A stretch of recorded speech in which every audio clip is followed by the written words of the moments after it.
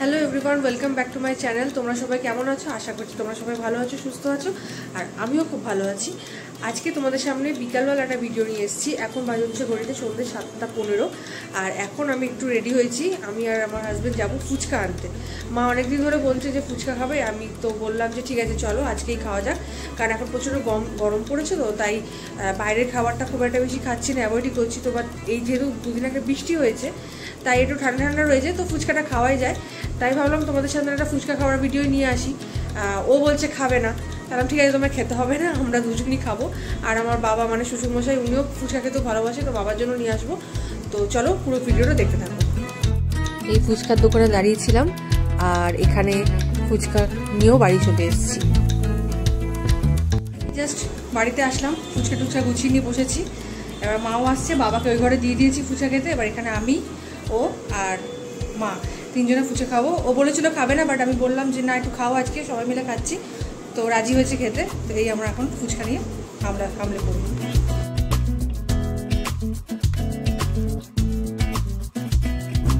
তো এই যে আমরা ফুচকা নিয়ে চলে এসেছি, আর এখানে মাও চলে এসছে, আর ও আমাদের ভিডিওতে ঢুকে গেছে। আর এই যে মা ফুচকা খাচ্ছে, ও খাচ্ছে, আর এখানে আমিও খাচ্ছি।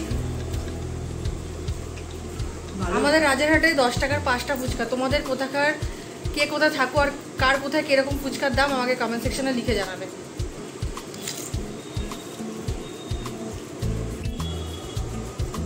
ফুচকাটা কেমন মা? ভালো রে, মচমচে খুব ভালোই।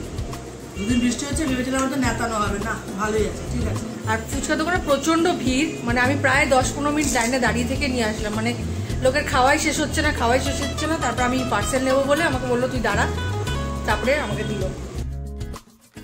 আর এখানে খেতে খেতে মার একটা ফোন চলে আসে, তাই মা ফোনে কথা বলছিল। আমি খেলাম হচ্ছে প্রায় 6-7টার বেশি ফুচকা, মা তো 3-4টে খেয়েছে, আর ও খেয়েছে, বাট এখন বলছে আর খেতে পারছি না, শুধু আমি বললাম জলটা খেয়ে নাও বসে বসে। এই তো ফুচকা টুচকা খাওয়া কমপ্লিট হলো। আমিও ড্রেস চেঞ্জ করে নিয়েছি, এতক্ষণ জিন্স পরে থাকা যায় না। এবার যাবো রান্নাঘরে, একটু মায়ের জন্য চা করবো, কারণ মা চা খেতে খুবই ভালোবাসে, আর এখন চা খাওয়াটা খুব কমিয়ে দিয়েছে। তাই আমি থেকে মাকে জিজ্ঞাসা করি মা চা খাবে, আর মা বলে খাবো না, কিন্তু আজকে অনেকদিন পর বললো যে দিয়ে একটু খাই। তাই এখন যাবো রান্নাঘরে মায়ের জন্য একটু চা করে নিয়ে আসি। এখানে আমি করছি মায়ের জন্য চা।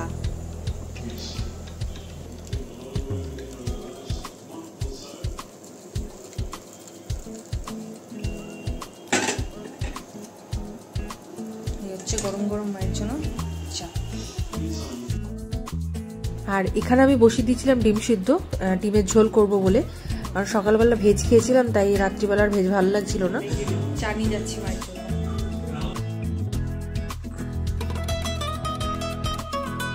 আর এগুলো হচ্ছে পরের দিনে আমি শুক্তো বানাবো, সেই জন্য আমি এখানে সমস্ত সবজিগুলো কেটে রাখছিলাম এক এক করে। মানে শুক্তোতে যা যা লাগে আছে, উচ্ছে, তারপরে ছিল ডাঁটা, তারপরে ছিল বেগুন, কাঁচকলা, এগুলো সব এক এক করে আমি আগের দিনই জোগাড় করে রেখে দিই, যাতে আমার একটু পরের দিন করতে সুবিধা হয়।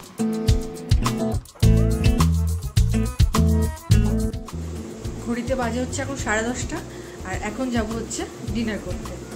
ঘড়িতে বাজে হচ্ছে এখন 11টা, আর এই জাস্ট আমি ডিনার করে আসলাম। এখন একটু ফোন ঘাটবো, মায়ের সাথে ফোনে কথা বলবো, কারণ রোজই মায়ের সাথে ফোনে কথা বলি খেয়ে দিয়ে উঠে আর কি।